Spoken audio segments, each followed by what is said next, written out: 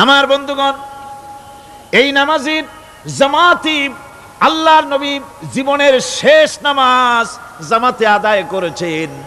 জীবনের শেষ নামাজটাও জামাতে আদায় করলেন। তখন তার এমন অবস্থা, এত অসুস্থ, দাঁড়াতে পারেন না, হাঁটতে পারেন না। দুইজন সাহাবীর কাঁধের উপরে ভর করে তারপরে বহু কষ্ট করে মসজিদে গিয়ে নামাজ আদায় করেছেন।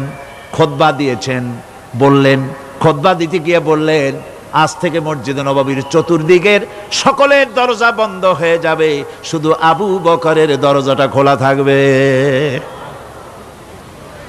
আল্লাহর নবী বললেন, আল্লাহ রাব্বুল আলামিন এই পৃথিবীতে তার এক বান্দাকে জাগতিক সব সম্পদ দিতে চেয়েছিলেন, কিন্তু সে বান্দা সব জাগতিক সম্পদকে উপেক্ষা করে মাবুদের সঙ্গে দেখা করা বেশি জরুরি, বেশি পছন্দ মনে করেছেন।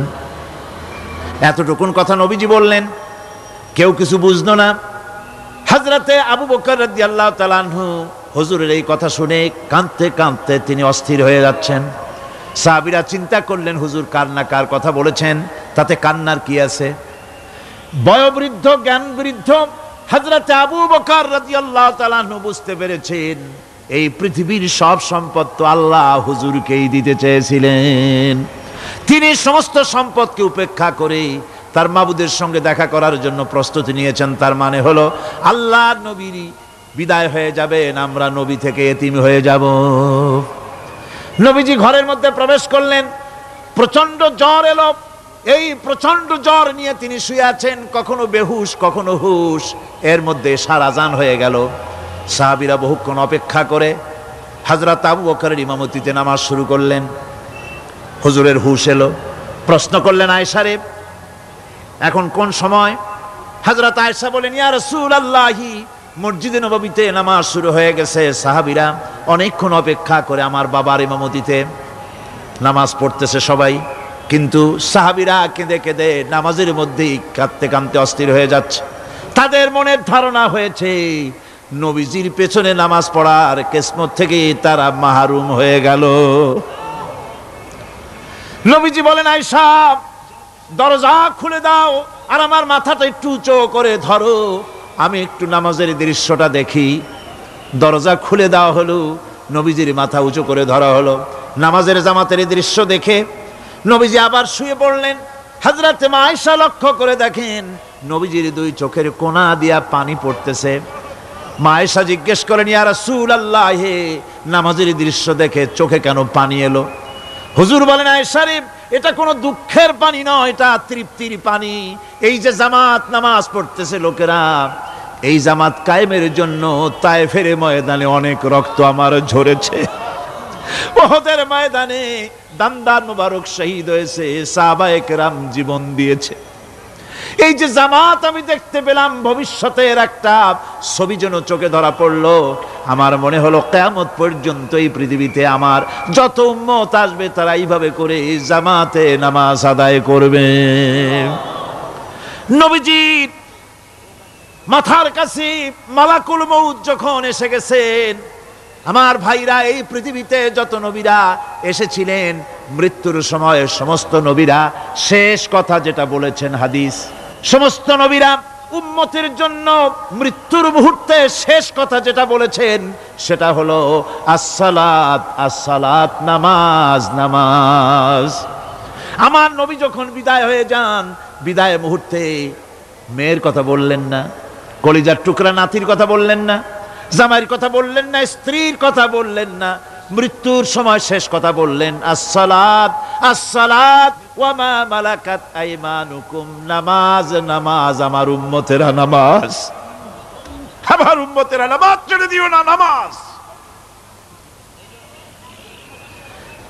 যেই নবী উম্মতের জন্য এত কাঁদলেন, নামাজের জন্য এত কথা বলে গেলেন, আল্লাহ রাব্বুল আলামিন নামাজের জন্য এত নির্দেশ করলেন, নবীজি ইন্তেকালের সময় নামাজের কথা বলে দিলেন, সেই মুসলমান আজ নামাজ আদায় করে না।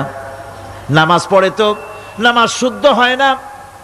হযরতে হুযায়ফা রাদিয়াল্লাহু তাআলা আনহু তিনি একবার ইয়েমেন সফর করেছিলেন, এক মসজিদে নামাজ পড়লেন। একজনকে তিনি নামাজ পড়তে দেখলেন, নামাজ পড়তে দেখে তিনি অপেক্ষা করলেন। লোকটার নামাজ হয়ে যাওয়ার পর তিনি প্রশ্ন করলেন, আল্লাহর বান্দা, তুমি কতদিন এরকমের নামাজ পড়তেছ? তিনি বললেন, প্রায় 40 বছর তো হবে আমি এরকম নামাজ পড়তেছি। হযরতে হুযায়ফা বলেন, তুমি কি আমারে চেনো? কয়, না, চিনি না। হযরত হুযায়ফা বললেন, আল্লাহর বান্দা শোনো, আমি হচ্ছি আল্লাহর নবী মুহাম্মদুর রাসূলুল্লাহ সাল্লাল্লাহু আলাইহি ওয়াসাল্লামের সাহাবী হুযায়ফা। ও আল্লাহর বান্দা, তুমি যেভাবে নামাজ পড়েছো এই রকম যদি 40 বছর নামাজ পড়ে থাকো, আল্লাহর কসম করে বলি, নবীজি যে নামাজ শিখাইছেন তোমার সে নামাজ হয় নাই। রাসূলুল্লাহর নামাজ হয় নাই, নামাজ পড়লেই হবে না।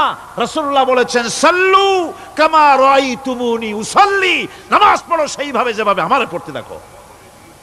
ভাইরা, রাসূল করিম সাল্লাল্লাহু আলাইহি ওয়াসাল্লামের যে নামাজ, হুজুর যেভাবে নামাজ পড়েছেন, হাদিসে যা পাওয়া যায়, হাদিসে বুখারীতে সব আছে, দেখে নেবেন, সেইভাবে নামাজটা আদায় করে নেবেন। কিয়ামতের দিন আল্লাহ রাব্বুল আলামিন সর্বপ্রথম বান্দাকে প্রশ্ন করবেন কি? বুখারী শরীফে এসেছে, আন আবি হুরায়রা রাদিয়াল্লাহু তাআলা قال سمعت رسول الله صلى الله عليه وسلم يقول إنما يحاسب به العبد يوم القيامة من عمله صلاته।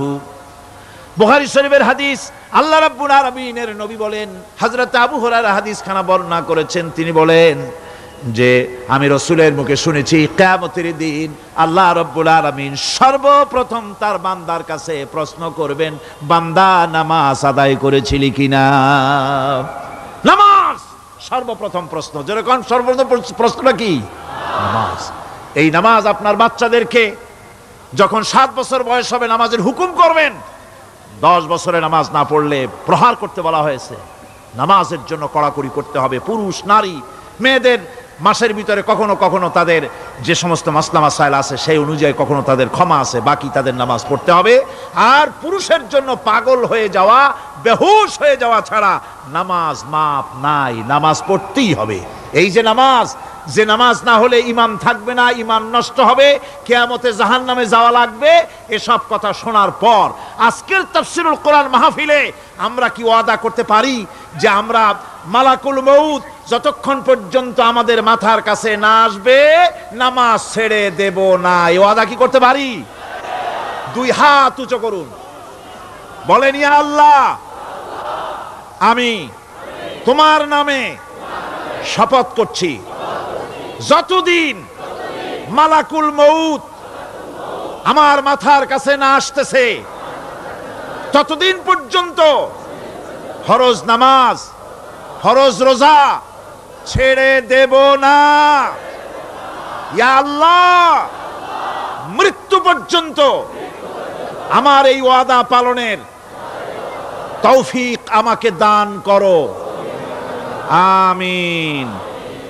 আল্লাহ পাক আমাদের এই ওয়াদা মঞ্জুর করুন, জোরে কোন আমিন।